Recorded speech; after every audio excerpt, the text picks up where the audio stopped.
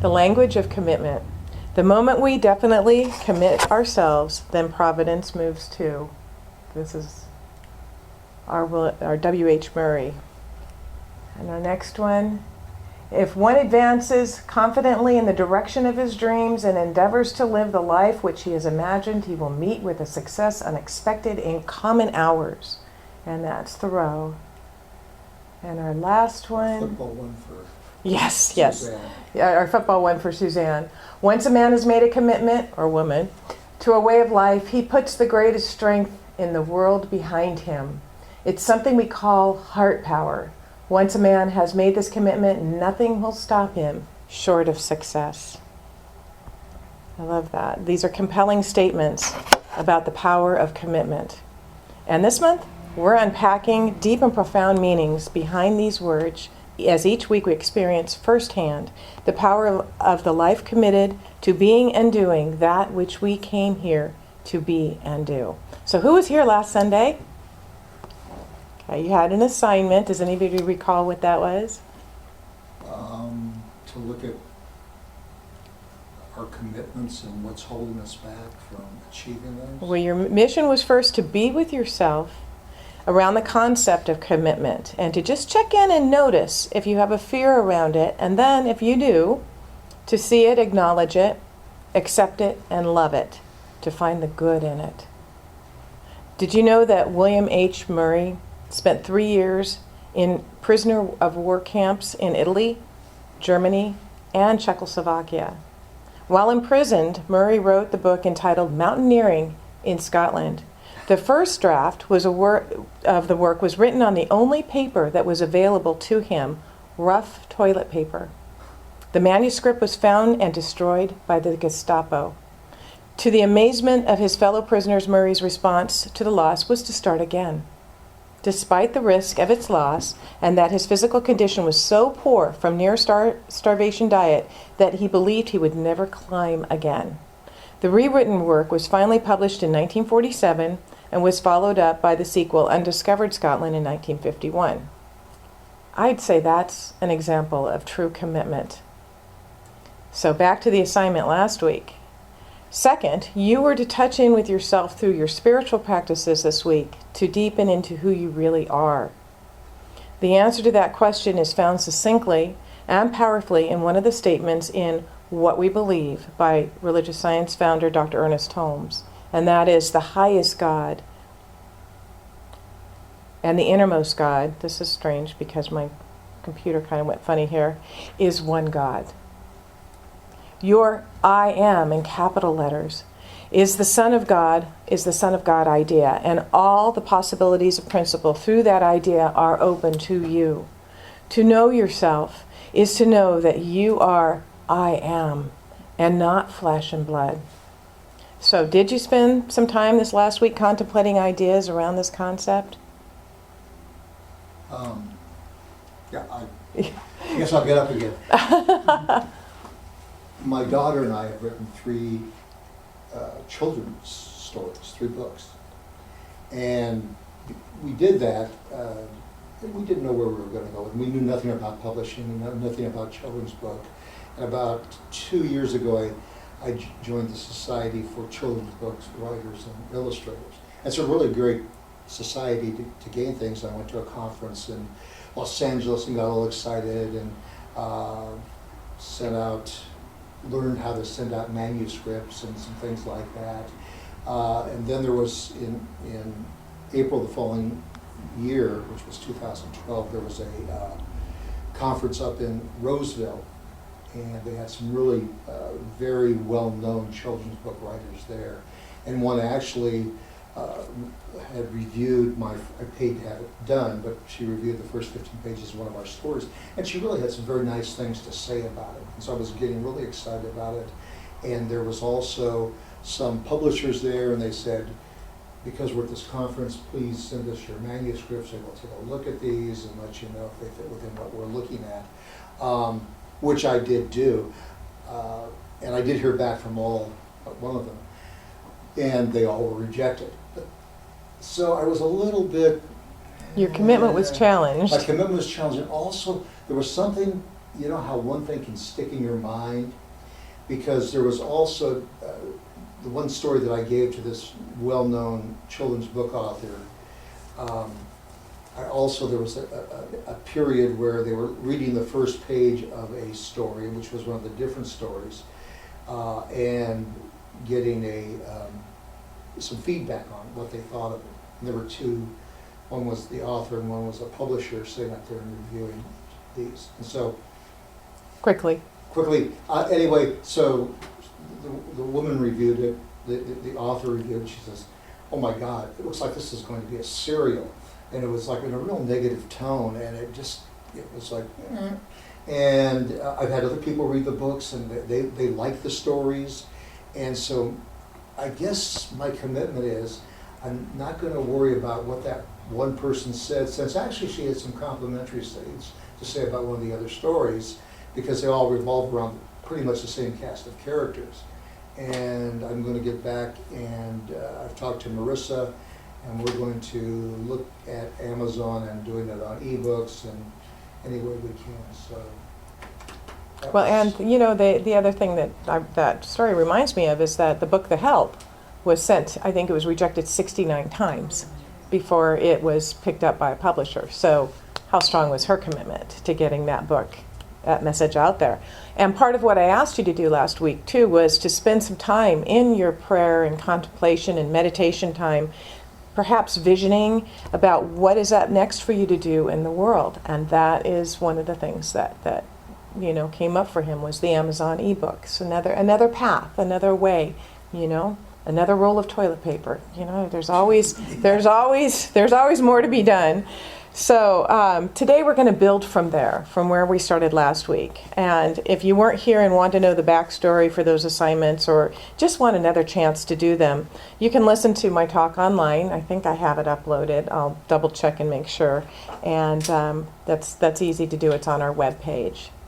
So all of my talks go up on the webpage, and as long as they record, and it's easy to get to them. So as we've worked through, or at least looked at our commitment issues, we've gotten greater clarity on who we came here to be and what we came here to do. And our next question is, are we walking the walk? It's easy to talk the talk, but are we walking the walk? And are we talking the talk too? I want to let you in on a little secret that may appear to be a harsh reality. Every result in your life, every result in our lives, is a result or evidence of our commitment. It's the evidence of our commitment. So every result of your life is the evidence of your commitment. Said another way, what we are committed to being and doing is reflected in our lives. Notice I didn't say what we say we are committed to being or doing, because I say a lot of things that are not showing up. What we want to be committed to being or doing, what we think we should be committed to being and doing, but what we are actually in real life, here and now, are committed to being and doing, that is what is showing up in our lives. Your life reflects what you are committed to do. It's that simple. What you are committed to also shows up in what you say and the language that you use, the words that you speak. What comes out of your mouth is an indication of what you're committed to. In The Power of Commitment by Douglas Yeaman and Noel McGinnis, who is a prolific writer on our CSL list, they write, commitments are initially most evident in our language, especially the language that we use automatically without conscious forethought. All words have literal implications. Unconscious use of language tends to perpetuate unwanted experiences. If you consistently experience failure in any area, relationships, finances, jobs, listen closely to all of the words that you use with reference to that aspect of your life. You will see how you participate in the creation of situations that do not work for you, and will then have the power to choose differently. Now, it's not always easy. You know, we say it's simple. Simple. Just change the way that you're talking about it. Change your thinking. Change your life. But boy, it's that unconscious stuff that comes right back. You know, when you have past experiences with something, it's easy to apply them to what's happening in your present experience. For instance, I was talking about Michelin Honda, and I've had really good experiences there, and I expect to have great experiences there. I expect to be treated right, and I expect to have a wonderful thing. A friend of mine took her car there and had a bad experience, so therefore she expects it to always be bad and does not have anything good to say about them. So it's just an interesting, she's judging her experience on by what happened in the past there, just as I am. But I choose that it is always going to be good. The words we use are so closely tied to our commitments, both conscious and unconscious, that we are always as good as our word, even when we don't know we've said it. Our words control us more than we control them. This is basic metaphysics, and yet, boy, what comes out of my mouth sometimes, and others sometimes, can be pretty appalling. That's so true. What am I committed to? I'm committed to starting this center. I committed to starting this center and got it started. We got this going. I mean, we started in 2009. We moved and we found a place. We were committed to finding, our own home, and we did that. We were committed, and now that commitment is changing from starting a center to growing a center, to reaching out and touching lives in the community. That's what I'm committed to. And I know I'm committed to growing it. I know I'm committed to it because I see it happening. I see it happening. We see movement forward. Remember, Mary Morrissey tells us that there can be no movement forward without commitment. I can tell you that for about 20 years I said I wanted to lose weight. I tried a multitude of diets that worked for a while, and then I stopped. I wasn't really truly committed to changing my lifestyle and what I ate on a regular basis. It would work for a little bit, and then it's like, oh, well, look, someone brought in chips. Oh, somebody brought in donuts. Oh, just one won't hurt, right? About a year ago, a few things aligned that gave me kind of a nudge, well, maybe more than a nudge, to commit. And because I did, and I was so solid in my commitment on this, and it also helped that I had my daughter who was solid on this commitment with me, and Suzanne too. And because we did this, we saw results. But during the 20 years before, I found myself speaking code words for the lack of commitment. What are the code words for I'm not willing to do what it takes to bring this about? Words such as, I don't see how this could be possible. I can't. It makes me uncomfortable. I don't have time. I don't know how to do this. I'm afraid to do this. Or, I'll do it later. That was a good one. Often I would start a diet and then it would be someone's birthday and I'd say, okay, I'll just eat the cake today and I'll start tomorrow, right? I find myself saying that about exercising now. And you won't see me exercising on a regular basis until I make that commitment. I have to make that commitment to get out and move, to walk. So do you hear yourself in any of these statements? Deepak Chopra gives us a few of the most common phrases, decisions that keep us from totally engaging in life. One is, I don't want to look bad. And this is about self-image, which is only the superficial impression of who you are. It's not who you really are. Be willing to forget how you look. Think about Olympic runners. They usually cross the finish line drenched in sweat, their faces contorted with effort. In their passion to win, guess what?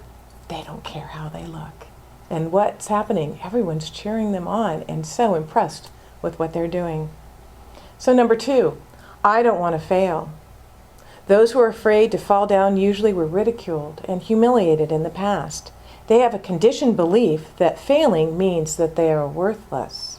If this sounds like you, it is important to be a good parent to your scared self and offer yourself lavish praise and encouragement as you start small. Number 3, I don't want anyone to see me fail. This stems from shame, which is internalized fear of other people's opinions. Remember, Terry Cole Whitaker wrote that book. It was titled, What You Think About Me Is None of My Business. and Don Ruiz Miguel in the 4 Agreements. Don't take anything personally, because whatever anybody else out there is saying about you isn't about you. It's about them. It's where they're coming for, how they're perceiving you. So don't take anything personally. And don't assume anything. A lot of times we assume someone's thinking something about us. And as my daughter pointed out, she says, yeah, I'm kind of a quiet person. And sometimes people will think I'm judging them or thinking bad thoughts about them. And actually, I was thinking about popcorn. So don't assume that you know what anyone else is thinking about, It's amazing. You counter this by recognizing that what others think about you is reflecting their beliefs. Number 4, I don't want any pain. Well, who does? This is avoiding commitment in an attempt to remain invulnerable. It may help to remember that in the cosmic design, pain is neutral. In the physical world, pain motivates us negatively, while pleasure motivates us positively. True freedom is letting go of the attachment to both, instead not judging things as negative or positive. One way to begin this process is to develop a state of witness consciousness through practices such as meditation and mindful awareness. Pull yourself back and watch yourself in a situation. See how you're handling something and going, wow, that is your true self, looking at what your physical self is choosing to do. Is that the best opportunity? Can I make a better choice? Number 5, I don't want to use up all of my energy. In reality, the thing that drains energy most is the act of holding back. The more you try to conserve your energy, the more it dwindles. Whenever you feel like you don't have enough, give to someone in need, whether in the form of money, time, or attention. In addition, follow your passion.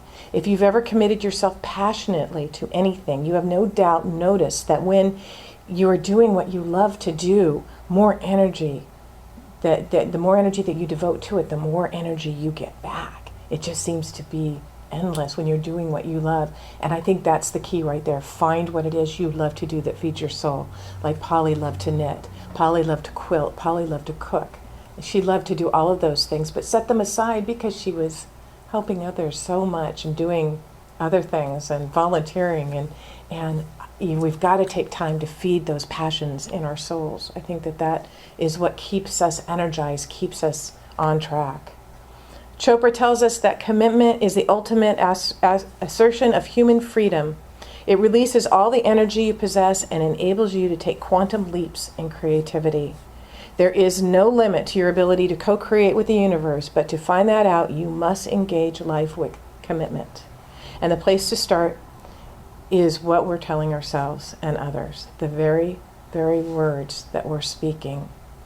That's a good place to start. It's easy, sort of. In Richer Living, Ernest Holmes wrote, "The law of mind gives us back our words and form, and this is not always a pleasant experience. Students of the science of mind should make an honest attempt to control their speech, watch their words, and always say that which is loving and wise, not always easy to do." So this morning, I'm asking you to check your commitment and your language of commitment. In being and doing what you came here to be and do means living more prosperously, and nothing is showing up. Check your commitment to doing whatever it takes and the words that you speak about prosperity. I love what Rob and Barbara are saying. Life is good and getting better. They are always talking about how things are great and getting better. Or having fun. Having fun, send more money. Okay. Everyone has their own little things that work for them. It's great. If being and doing what you came here to be and do means being in a meaningful, sacred relationship and you're still alone, how committed are you to being the person that can be in that relationship, and what is your language about it? If being and doing what you came here to be and do means a vibrant and healthy body, okay. What evidence do you have in your life that you're committed to your health, and what words do you say to yourself and others? I have abundant energy and I love to walk 2 miles every day. That's my new commitment. 2 miles. At least 5 times a week. Okay, I think I can do that. If being and doing what you came here to be and do means sharing your gift with the world, what is your gift with the world? And it really, truly does. What do you say about yourselves and others about it? Oh, I'm an artist, but I'm not that good. Or, I love to cook, but I don't think anybody else would like. What are we saying? What are we saying? Are we sharing our gifts? Does your language reflect commitment, or are you using those code words that actually say the opposite? It's a good thing to take inventory and make sure we're going in the direction that we say we want to go. And that's what we do. Take an inventory, take a checkup every now and then. And what is the one concept we can be committed to that can move mountains? What's that one concept? That concept is the language of gratitude. The words thank you are two of the most powerful words in the world. I love Meister Eckhart's words where he says, if the only prayer you say in life is thank you, that would suffice. So you each have your 40 days of gratitude journals, and actually next Sunday on the 20th is exactly 40 days to Thanksgiving. So you can plan to start, if you'd like, next Sunday.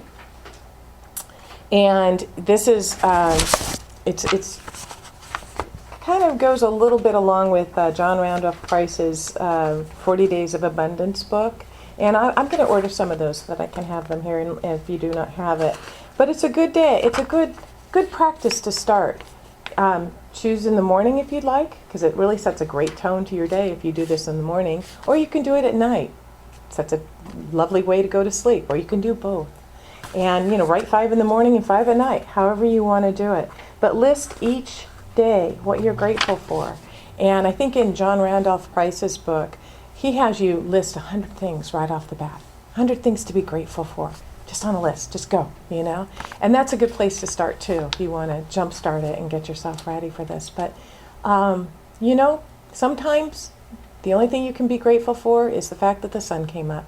Or that your kitty, nuzzled up next to you. Or that the coffee was hot and tasted really good. I mean, look for those things.